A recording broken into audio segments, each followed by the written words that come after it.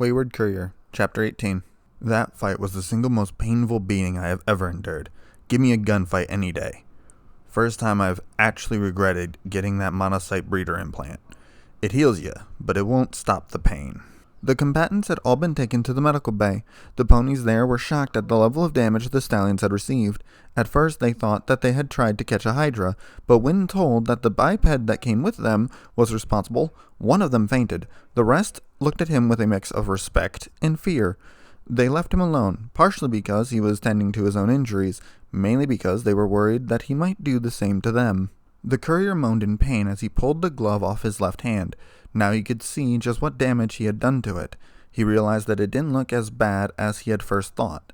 Not to say it wasn't bad, but it wasn't to the extent where only a medical professional could help him.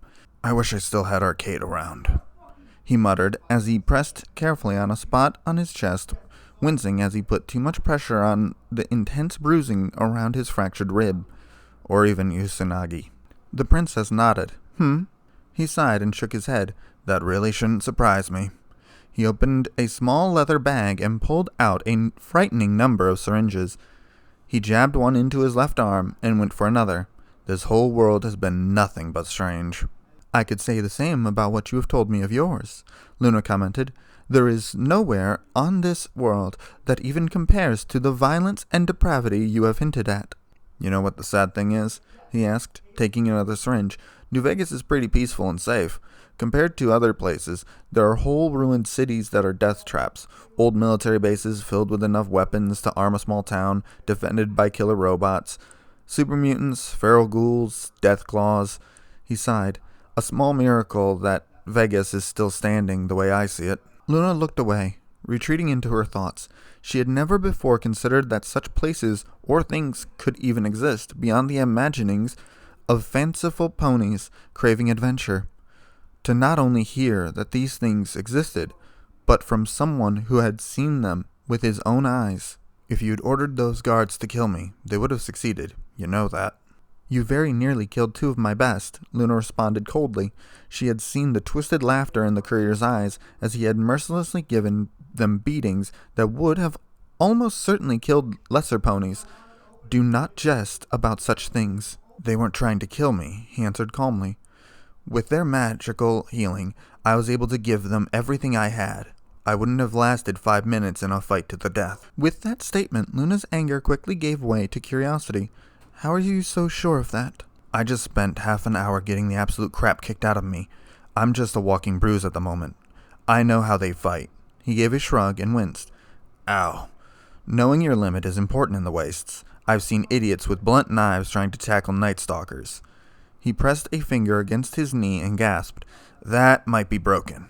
Me fighting your 3 guards, under orders to kill, it'd be a lot different than fighting them when they're being ordered to hold back. If they went full strength, I'd be deader than the Enclave." He grabbed another syringe, this one definitely thinner than the one he had just used. The contents rushed into his body and a look of relief came over him. "Another one of those should do it," he said to himself, before turning back to the alicorn. "You should be proud of them.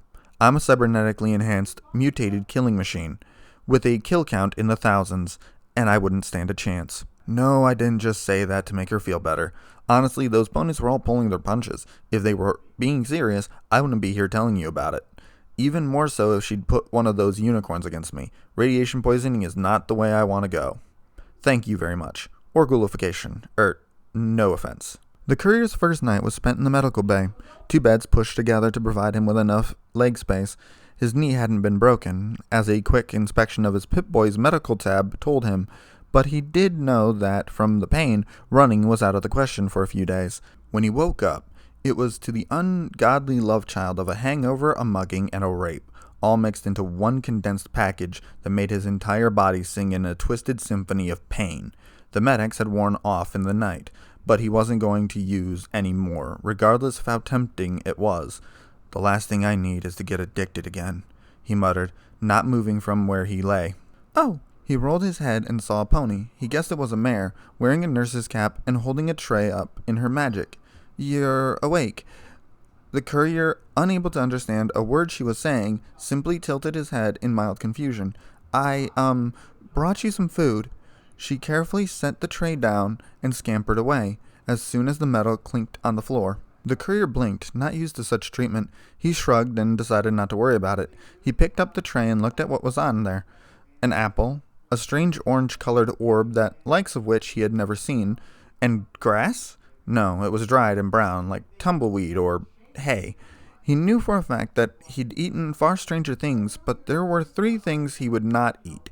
Cram, dog steak, coyote steak was fine for some reason, and grass. Pushing the dried grass to the side, he started with the apple. It was crisp and fresh, completely unlike the ones he'd find in the Mojave, if only because it took a long time for trade caravans to get to Vegas from the farms in the NCR that grew them.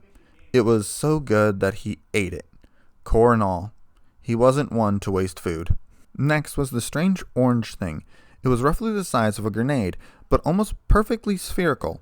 He was tempted to just bite into it, like he had done with the apple, but something told him that he shouldn't. He pressed his finger into it, and by chance pierced the outer skin. And so it was, Princess Celestia walked in to the sight of the courier, half-clothed, sitting on his bed, staring at an orange as though it was liable to explode in his hands. It was so absurd that she was forced to stifle a laugh. "Good morning, Thomas." He turned to look at her and groaned in discomfort. "Good morning, Princess," he replied, rubbing his chest. "I heard of your fight yesterday," she said calmly, moving to the still unmoving stallions. The medics had put the courier so out of sorts he wouldn't have noticed if someone had stolen his boots. So he was surprised to see that their faces were as perfect as they had been before the fight. "My sister told me that it was an amazing display." The pain was making things a little hard for the courier, but even he could detect the tone the princess was using. "You'd rather I hadn't," he stated. "From the reports I received this morning from the medical staff, Captain Thunderstrike is lucky to be alive. The scope of the injuries you inflicted on him were impressive, to say the least." "Please, get to the point," the courier said as politely as he could manage. "It's too early to dance around the subject like this." "Very well, then," Celestia said, turning slowly to properly face him. "If I find that you are responsible for the death of any of my subjects during your time here, I will not hesitate to punish you. I know that our magic can be fatal to you." To his credit, the courier seemed completely unfazed by her threat. "Been a while since I got a death threat," he commented. "You won't have to worry about anything like that, Celestia. I told you before, I only take lives if I have a good reason." "That is what I am worried about," the Alicorn sighed. "Too many times I have seen those with good intentions become twisted mockeries of their former selves, becoming the darkness they sought to destroy. Too often I have seen nothing but bad things come of the noblest of intentions, and too frequently I have seen those who declare themselves heroes become villains." She looked at him, not in anger or in indignation, but with sadness in her eyes. "Do not lose yourself in fighting evil, courier, lest you become the evil you set out to destroy." He went silent, taking her words into consideration. "I made a promise to myself a few months ago. The day I take an innocent life, the day I kill someone without just cause, that's the day I put a bullet through my own skull." The princess seemed relieved with his answer. "Now, what the hell is this thing?" he asked, holding the orange up. The sheer ridiculousness of the statement caught Celestia off guard, and she burst out laughing. Author's notes. Yeah, it wasn't so easy for him. I don't think they have oranges in the NCR. Seems like the sort of thing that would have gone extinct.